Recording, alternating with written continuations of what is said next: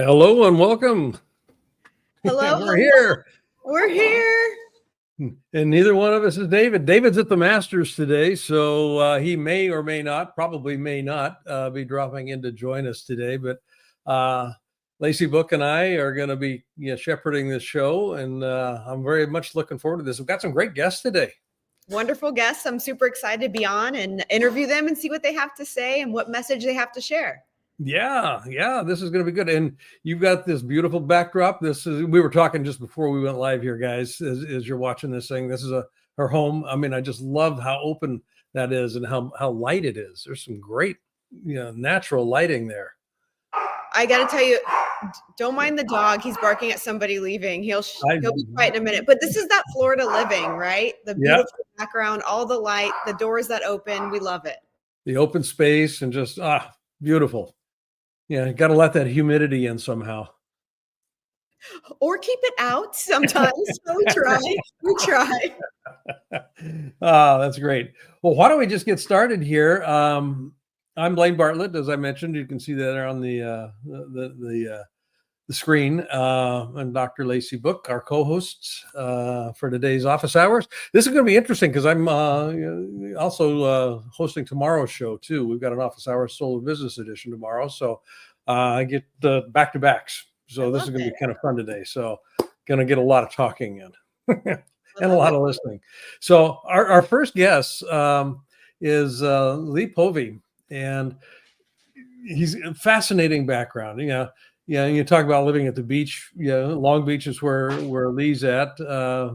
You're in Naples. Yeah, I'm up on an island here in the Pacific Northwest, so I've got water in front of me. But that has nothing to do with Lee at this point in time. Cycling phenom is kind of just kind of position that, put a pin in it. You have coached over 100 national, world, and Olympic champions in the sport of cycling, and your move from that actual coaching process to where you're at now, and coaching leadership to high performing executives, high performing entrepreneurs. I'd be very interested, Lee, just kind of what's been the way that you would describe your transition from coaching sports athletes at an elite level to where you're at today with business executives and business leaders. What's been that transition? What was the inflection point that, number one, moved you over that line, but also what are the similarities you're finding in working with these business executives that you found with elite executives? Great question. Yeah, great question, Blaine. The first thing I found is they're very similar. Like highly motivated, successful people are very similar, whatever field that they're in. And what made it happen for me was COVID. So I was leading the US national team, the track cycling sprint program. COVID happened. All the velodromes got closed down that we were racing in. I actually took part in the last race in the 15th of March in Canada. And that was our last international race to be done before everything closed down. And we were told basically wait a year and see what happens. And I'm not very patient, number one. And number two, I'd already been moving much more to the psychological side of performance. And I was much more interested in that side of it. And from an early age, I've always been very interested in it. I went to therapy as a young man. I've been in men's groups as a young man. So that part really fascinated me. And I heard a podcast with another coach. I didn't even know business coaching existed. And I thought, this is interesting. Did a bunch of courses and then just transitioned into it and found basically what I'd been looking for my entire life. I feel like everything I've done has led to me doing this work. I love it, Lee. It's really interesting. You're talking about the psychological aspect of, like athletes in particular fascinates me. I mean, it's Masters week, so of course we've got to bring it up. Yep. You think about something like the Masters and you think about when they get to that very last round and the pressure that they feel when they're in that space. And I often attribute that to business too. It's the people that can perform under pressure that truly come out the other side and are successful. So what has your experience been in that and translating how you taught athletes to develop that pressure muscle and take that into business coaching?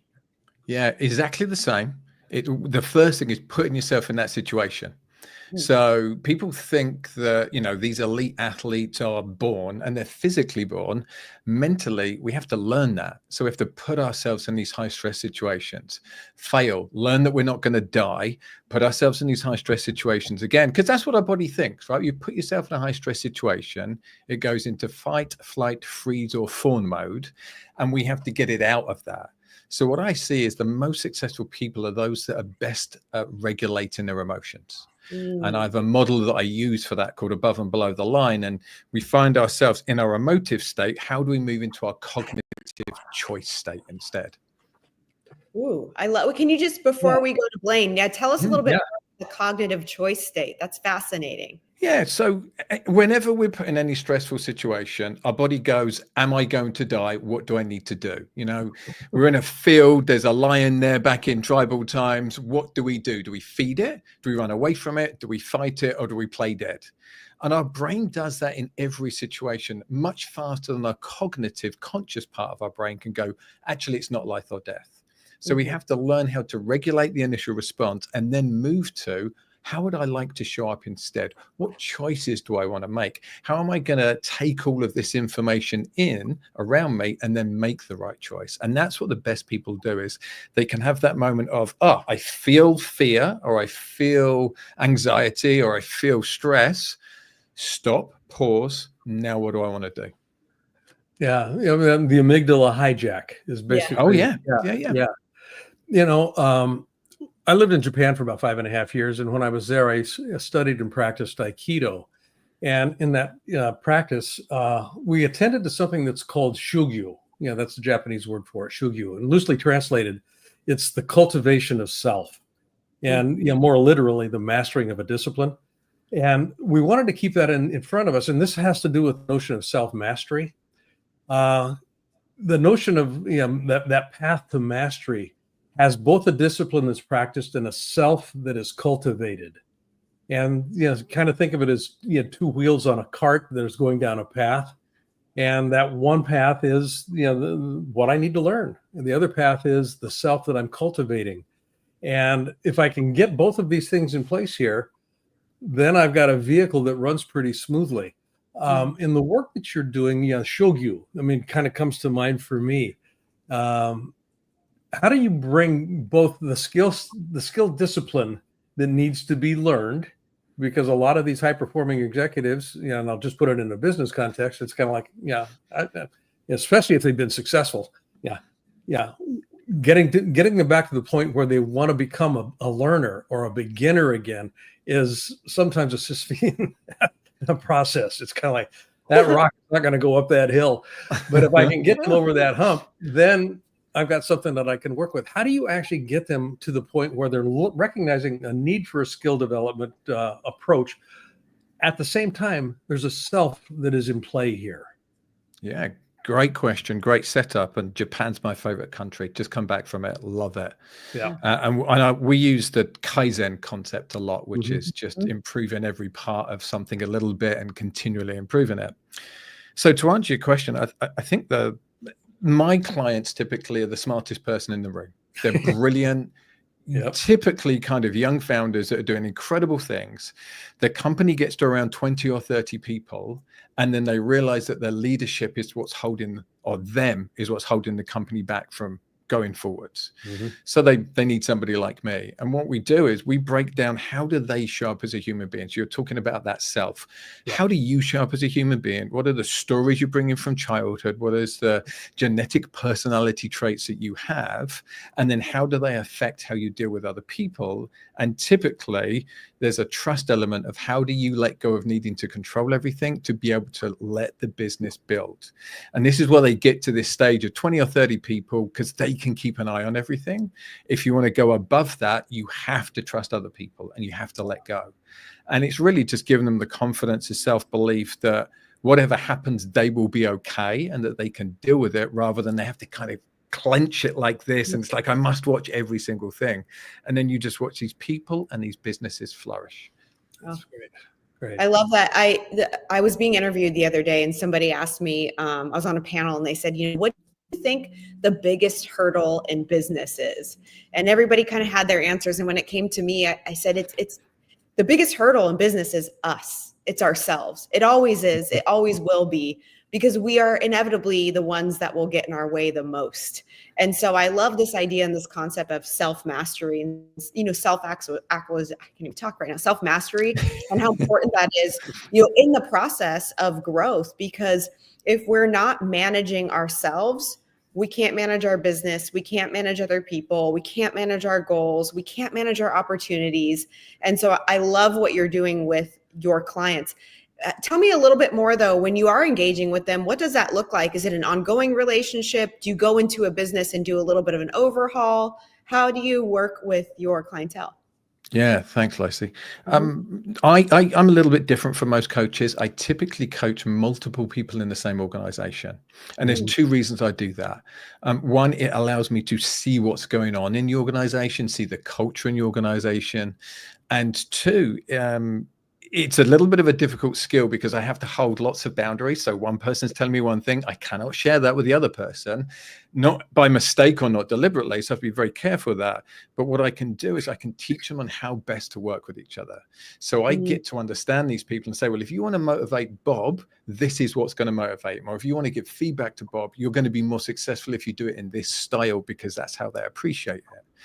And I just love understanding human beings. I think we're fascinating. I think we have a huge amount of potential. And just to come back to one thing you said, you can't understand somebody else if you can't understand yourself. Like, you have to know what motivates you. You have to know how you show up, the things that trigger you and irritate you and catch you, because then you can see those in other people as well. And then you can differentiate your stuff from their stuff. And that's where it gets really smart and where you can be really effective.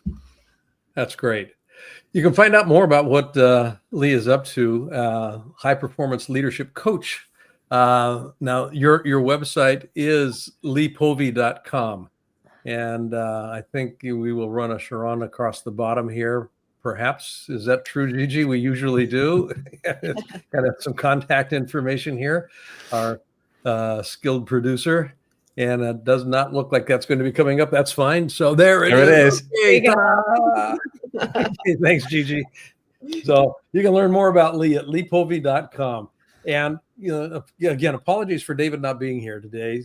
We'd love to have you back on another show where he is available, because I know he'd be fascinated by this conversation and this topic. Yeah, I've been on a couple of times, actually, a few years ago when I first started this with David, and we had lots of fun. So yeah, I've met him a few times. Okay, cool. Well, then you're not going to be on another show. Yeah.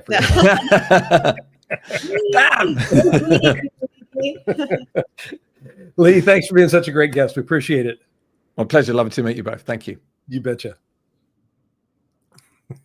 That was fun. I know. I love that stuff. I mean, it really is such an important part of the work, isn't it? Oh, it is. I mean, that whole idea of self-mastery. I mean, I just posted I've got a Soul of Business newsletter on LinkedIn, and I just did a whole thing on self-mastery in that newsletter today. So shameless self-promotion here. There you go. I love it. Well done. Well done. The segue. It was a natural segue. I couldn't not do it. I teed it up for you, Blaine. Thank you very much. We're going to be bringing Gabe up, Gabe Middleton. He's a co-founder and CEO at Human IT. Human IT. And we're going to be talking a little bit here about how the planet and communities can actually thrive, and not just survive and not just get along to go along to get along sort of a thing, which is a compromise that nobody wants necessarily. You get cordial hypocrisy out of that, which doesn't work particularly well. So Gabe, welcome to the show. Thank you. Thank you both so much for having me. I'm excited to be here. What does, specifically, and I kind of butchered the description of it, but Human IT, what is it that you're really working with there? Yeah. First, let's see if I can get into my cognitive state. I think that's what we called it, right? To get out of flight mode. That was fascinating. I really enjoyed that interview and being backstage there. I learned a lot. That was a good interview. But in terms of Human IT, really simply put, we're here to create opportunities for people who are left on the wrong side of what's known as the digital divide.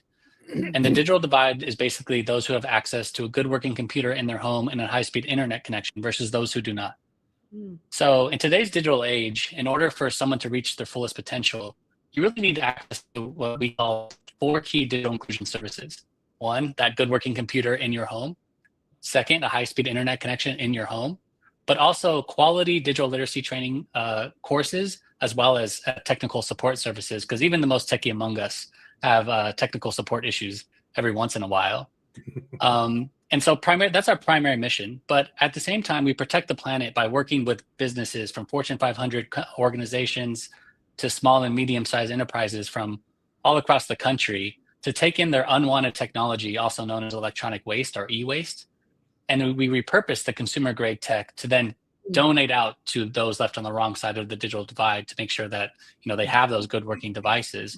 And that's also how we fund the mission is through our e-waste services that we provide to companies.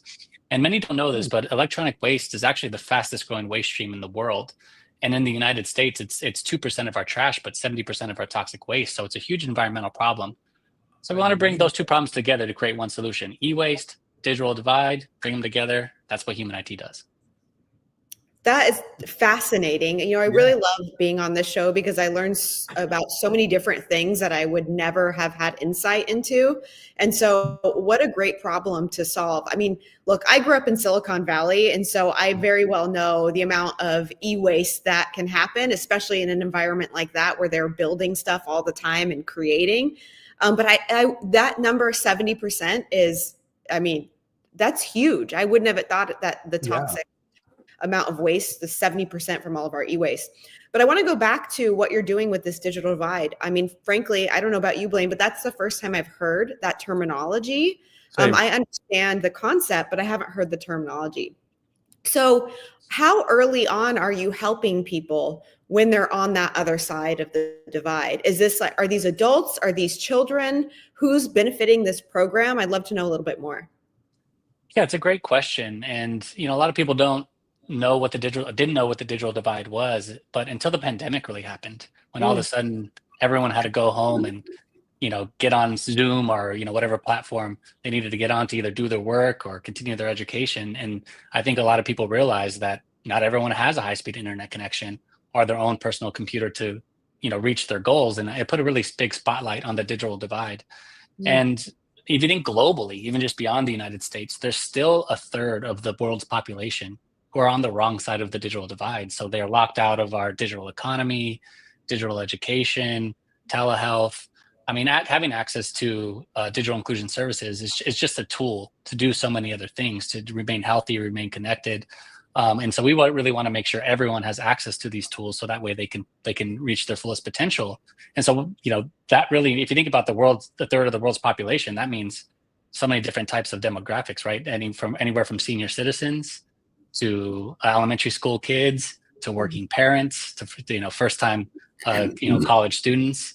Anyone and everybody is impacted by the digital divide. So we're here to help anyone who's on the wrong side of that.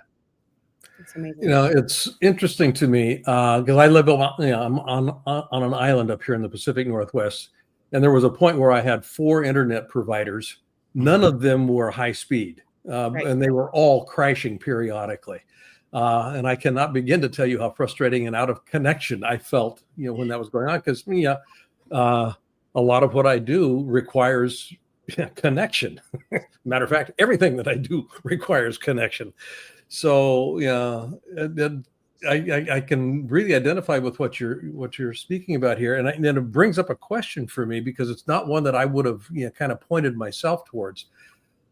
How did you get intrigued enough to actually want to do something about this problem? It's a good question. You know, like any entrepreneur, when you realize that there's a problem, right? Well, for me, what attracted me to this business was actually the environmental side. I wanted to do something about climate change, global warming. And when I found out the statistics behind electronic waste, I thought to myself, well, what are we doing with this? And in 2012, when I co-founded Human IT with my business partner, we realized that a lot of electronic waste was actually just being thrown away in our landfills.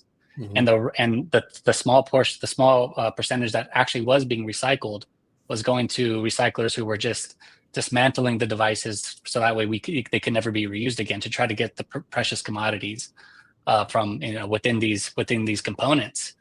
The rest of it was being shipped overseas to third world countries where crude methods were being used to extract the same precious commodities in open air, and it was poisoning people. It was giving them cancer, poisoning their water, and as well as the air. And so it was a huge problem, and I wanted to be a part of the solution. I didn't want to just talk about a problem. I wanted to put some action behind some of my beliefs and be a part of a solution. At the same time, I realized that I'm a technologist. I've always used technology to benefit my own personal situation in life, and I wanted to share that passion with as many people as I possibly could. And I'm also a big sports guy, which is why I love the previous guest as well. I love being a part of a team to try to accomplish a common goal. And when I realized human IT really kind of hit all three of those elements, I get to be around technology all the time, I get to make an impact on the environment, and I get to build a team to try to make an impact. I knew right away, all the dots kind of connected for me. Felt like a puzzle piece, like when you fit the puzzle piece into a puzzle, it just feels right when the right piece hits, right?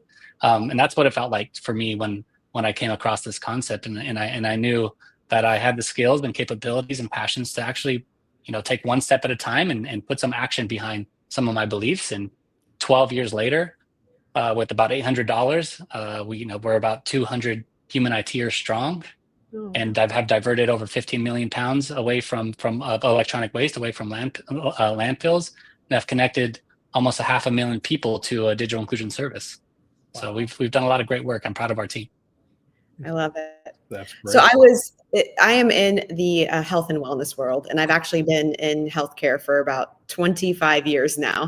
And so I know that, like, when you say how toxic the e-waste can be, I know that it has a lot of health ramifications for people that live near those landfills. And like you said, when it goes overseas and they're, irresponsibly taking these things apart, how does your company responsibly get rid of the e-waste, the stuff that can't be utilized by other individuals? Yeah, great question. So first and foremost, we try to reduce the amount of technology that's purchased in the first place by focusing on reuse. A lot of the technology that we get, actually up to 60% of the technology that we get from our business partners can be reused and is reused to help those who are left on the wrong side of the digital divide. So the first thing I would say for people is focus on just reusing and reducing your footprint in the first place, right? And then obviously we can't reuse everything, and so the technology that we collect that needs to be responsibly recycled, we partner with a group that's it's called R2 certifications, and it's basically a third party auditing group that ensures that if you were to, like, say, donate your unwanted technology to human IT, that we're not allowed, and we are audited for to ensure that the devices that we are recycling don't end up overseas and are properly recycled using only R2 V3 certified recyclers, which ensures all of that material stays here in the United States. Love it. How do people sign up? Can businesses sign up for this? And can people sign up that are on the other side of the digital divide? Or is that like something that you actively go out and search? We have a motto. We want to make it easy for everybody to do good, right? That includes businesses especially. We have a big belief that businesses can do more. You can do well and good at the same time, is what we try to say. Right? Those two things don't have to be mutually exclusive. And so we want to be a good solution for corporations to make it easy for them to do the good, especially with something they don't want in the first place, which is their electronic waste. Right? And so they can go to humanit.org. If you do have that, stack of electronic waste that's just piling up in your closet, in your IT closet, or you're looking for a way to make an impact, make an impact in society, go to humanit.org, fill out our form, and one of our teammates will reach out to you within one business day to help you become a partner and make a difference utilizing your e-waste. And of course, if you're on the wrong side of the digital divide and you need access to a good working computer, a high-speed internet connection, digital literacy training, or technical support, you can go to the same website and hit our Get Connected button, and we'll have a digital navigator walk you through to ensure that you get on the right side of the digital divide, but most importantly, stay there. Great. Gabe, love it. Thank you very much. And the website again here, humanit.org, but it's got hyphens in there. Human-I-T That's true. You can just Google humanit.org, and our SEO team has been putting a lot of work to ensure that our website pops up first. But yes, human-i-t.org to get it precise. Thank you so much for that. Awesome. Great having you on the show. Thank you very much. 70%. Wow, that's huge. Amazing. Good work, Gabe. That's amazing. I appreciate you, both of you. Thank you. Thank you. Wow. I mean, truly interesting. The toxicity that comes out of that, and I saw, I think it was a 60-minute thing that did a little expose on what happens when this stuff is shipped overseas and it starts breaking out in these big piles of stuff, and kids just, stripping arsenic and, just weird stuff out of these. Not healthy. It's also it's crazy to think about how, I don't want to say, how wasteful we are, right? Like every new phone comes out, we need the new phone, we need the new computer. I mean, there was a day and age where we would keep these things for much longer periods of time, and now we just change them so frequently. I can't imagine the amount of waste that is generated by just one family. I mean, I know how much I have in my closet. That's why I raise my hand. I mean, to think about these large corporations, just how much turnover they have, I'm sure it's just a massive amount. Yeah. So go to humanit.org, folks. Again, I'm just going to reemphasize that, because all of us have got something in the closet. I'm sure we all do. The junk drawer has got electronics in it that can be recycled.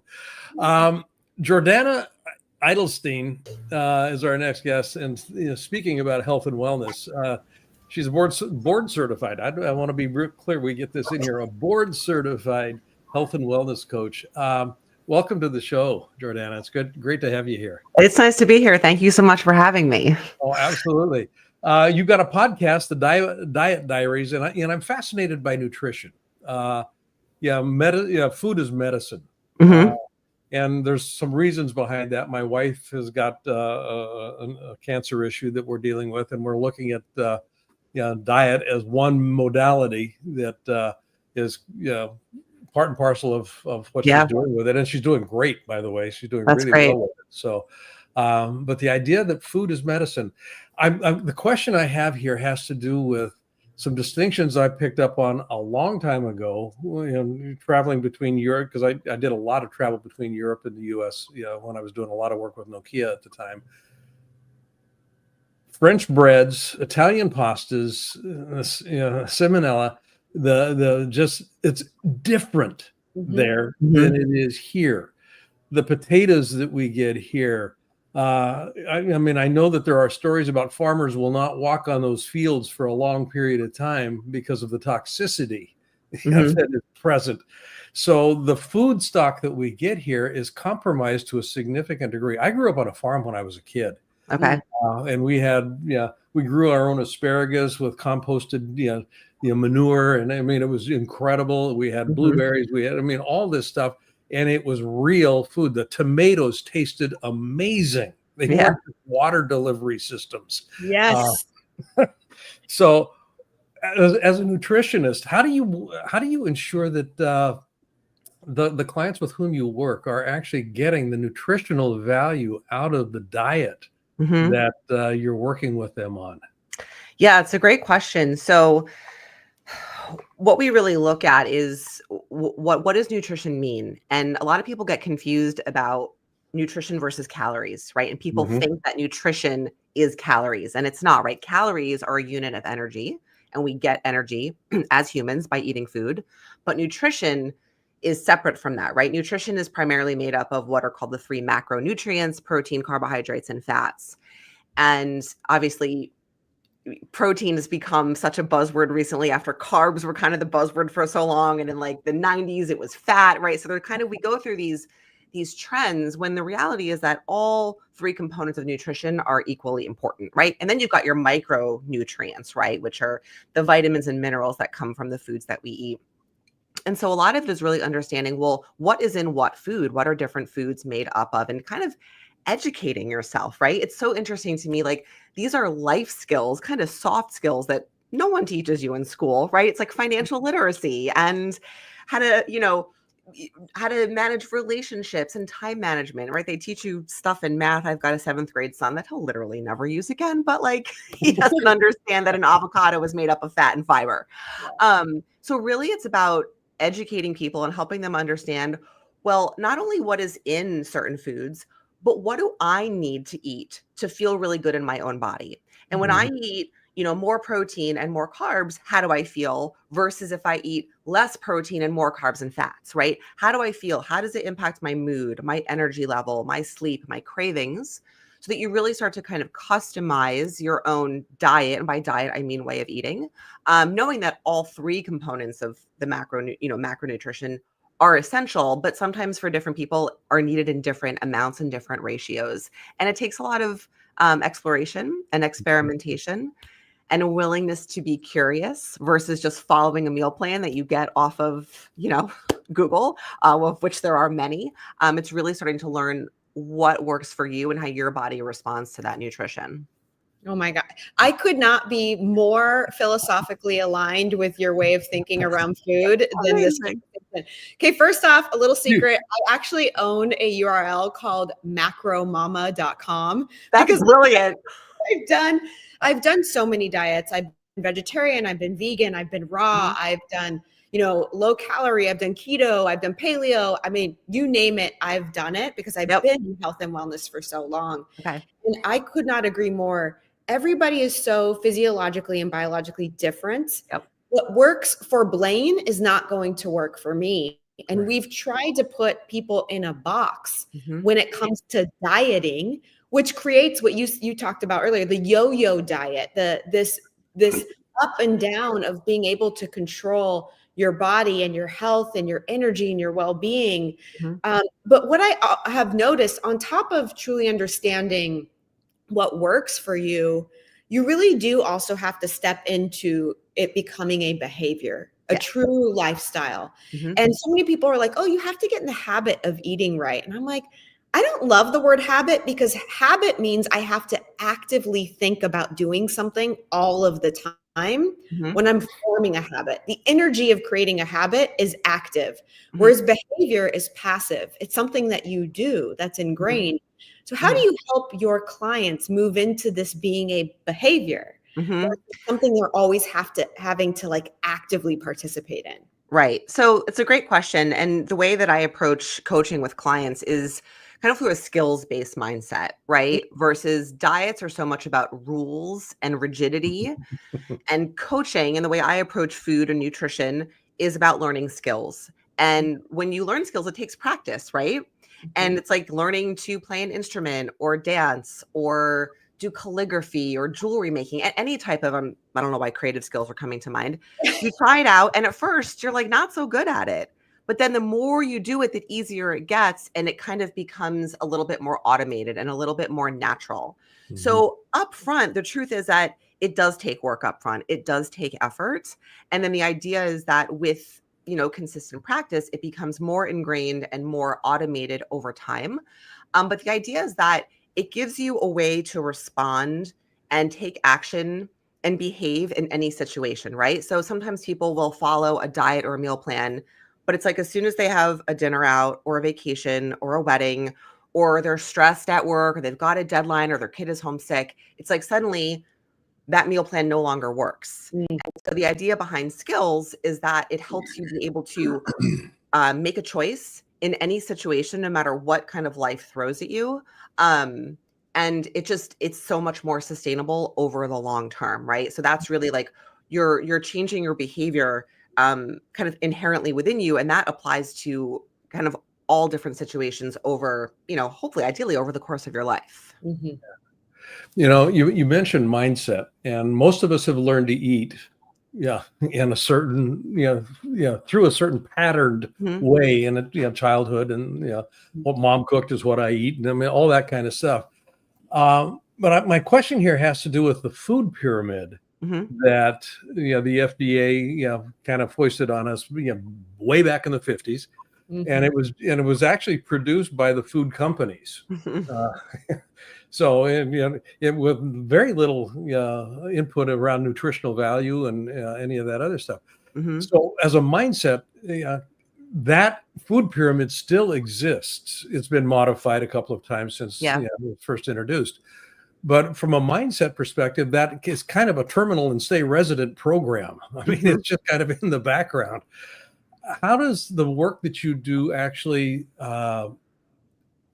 moot, and I'll use the word moot here, kind of buffer people's default to that food pyramid as a source of nutrition? Right. Well, I work primarily with women and women who have suffered from yo-yo dieting, gaining, losing weight, a lot of restrictive eating around food, a lot of following a lot of food rules. And so there are a lot of ingrained beliefs and assumptions and lived experiences with food, right? Some of which come from your childhood and the food pyramid, the way that your parents cooked, the way that your grandparents cooked, foods that are part of your religion or your culture, right? And so we have a lot of beliefs around foods, things that we believe are bad, things that we believe are good, some of which are true, some of which are not true. And so a lot of it is about kind of starting to acknowledge that and shed light on it and start to see where we make assumptions and where those beliefs are now kind of becoming obstacles.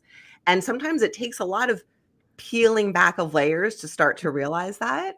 And for some people, it could be something like the food pyramid, right? If I learned about this in school and this is what my mom based our meals off of. And again, for other people, it's different sort of background and experience. But it really, I think, in some ways goes back to the very first thing we talked about, which is experimenting with food in terms of paying attention to how that food makes you feel, right? And does eating the way the food pyramid tells you to eat, does that actually work for you? Does it work for your life? Does it work for your body? Does it work for, kind of any facet of your life? Or do we need to make adjustments based on obviously your lifestyle, your finances, your accessibility to food, and not even most importantly, but tantamount to that, how that food makes you feel, right? Does it leave you full? Does it or does it spark cravings, right? Are you hungry 2 hours later? So a lot of it is about really paying attention to what you're eating and noticing the response to that so that you can kind of question some of those old beliefs that are really deeply ingrained. It's hard work for sure. Yeah. That's what I was gonna ask you, because I think it is also something that we're not taught, how to truly listen to our bodies and their reaction to things, right? It's easier said than done for sure, especially in a day and age where we are consistently and constantly bombarded by external information, stimulation. Sometimes it's hard to check in, right? And I think it's really important for people when they're going through this process to be mindful of what's happening. So outside of, like, how do I feel? Do I have cravings? What are some other things that people would notice that maybe their diet or what they are doing is not right for them?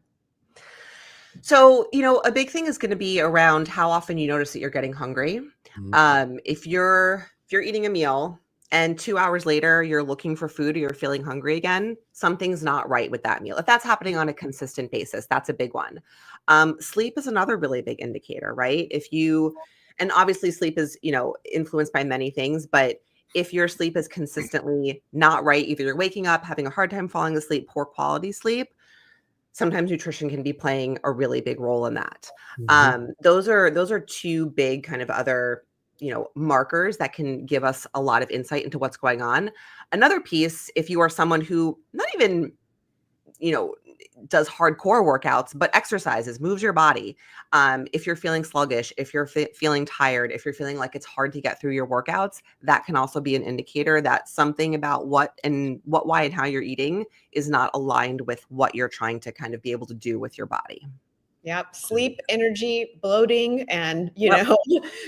hunger and cravings. I mean, all of that. And a lot of times as women, we're like, maybe it's our hormones. Maybe it's because I'm busy, but maybe it's actually just what you're putting in your body. I love it.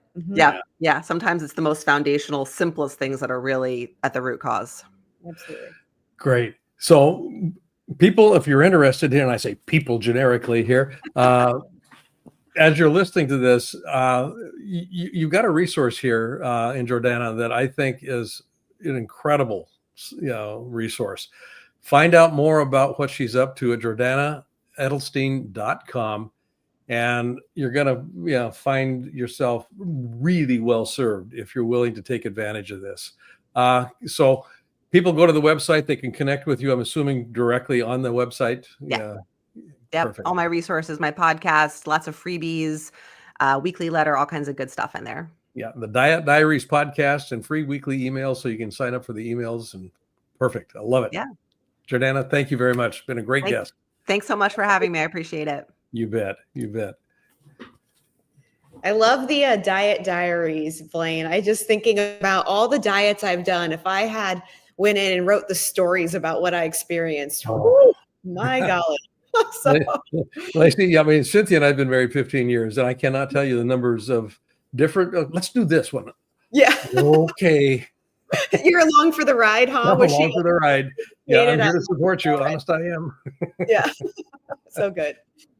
But yeah, and I mean, I like beef. I don't eat a lot of it, but I do like it. That is not something that she likes. So yeah, every now and then I just say, okay, we're gonna cut out the red meat for her for a little while. Yeah, we're gonna do this, and I'll cook you some salmon. I'm gonna have a New York steak right now. Thank you very much. Well, I am the chef in the family, and I am a vegetarian. I eat some stuff every once in a while. I listen to my body. I've gotten good at recognizing when I need protein.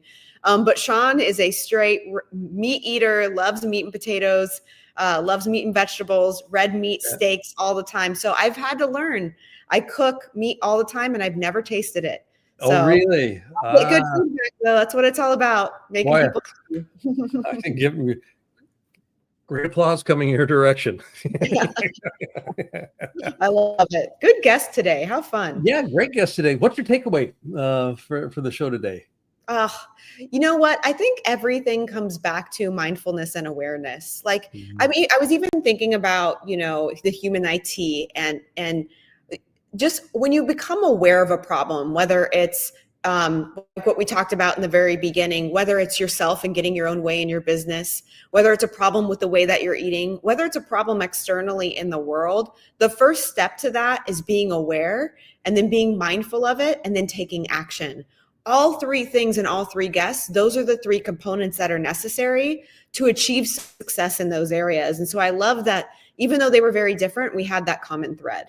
Yeah, I love that. I'll just pick up on that. I mean, I'll put my label on it, self-mastery, which in large part is a function of awareness. Awareness, I think the real power of awareness is it illuminates choices I've never seen before. Yeah. And when I can identify different choices, all of a sudden I can have a different outcome. And that's, I think all three of our guests today spoke about that. So yeah, absolutely. Well said. I love it. Yeah, I've loved doing this with you today. Thank you very much. Yeah, me too. Hey, I think we did a great job. Dave or no Dave, we got this. Hey, we got this. Yeah, give a pat on the back. Good job. Good job. Hey, Blaine, so much fun being with you. Appreciate it. You as well, Lacey. You take care. All Looking right. forward to the next time we get to do this. Absolutely. I'm in. Okay. Bye-bye.